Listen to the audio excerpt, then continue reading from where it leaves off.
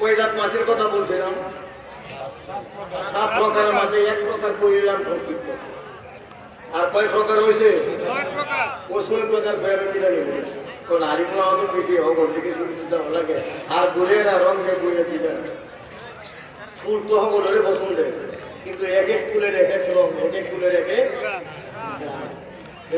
মাছের বক্তারাও আমরা লাগে কি ফুল সমুদ্র এক এক ফুল থেকে আমরা এক এক ধরনের গান আমরা নিই, এক এক আলিমের কাছ থেকে এক এক ধরনের কথাবার্তা আমরা শুনি।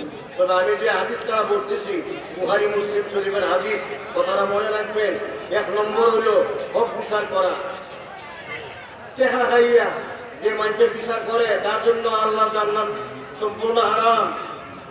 ঘুষ খাইয়া যে বিচার করে, ঘুষ খাইয়া যে বিচার করে অন্যায় নিয়ে করে নিয়ে অন্যায় করে, এর জন্য বেহেশত হারাম। কথা মনে রাখবেন।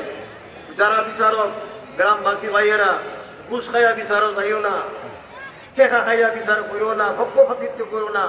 যাই তোমার যাই হোক না কেন তুমি হক বিচার করবা। আল্লাহর নবীর সাহাবী এক ইহুদির লোকের দরবার লাগতে গিয়া সাহাবী কিছু কথা ডাকফাট হয়ে গেছে। এরপরে ওই ইহুদি কই আমার তুমি যে ধরনের ব্যবহার করছো তোমরা নবীর ভাষা নিয়ে বিচার করছো। এবারে কই বসে কি জায়গা দিকে আল্লাহ রাসূলের কাছে বিচার দিতে পারে।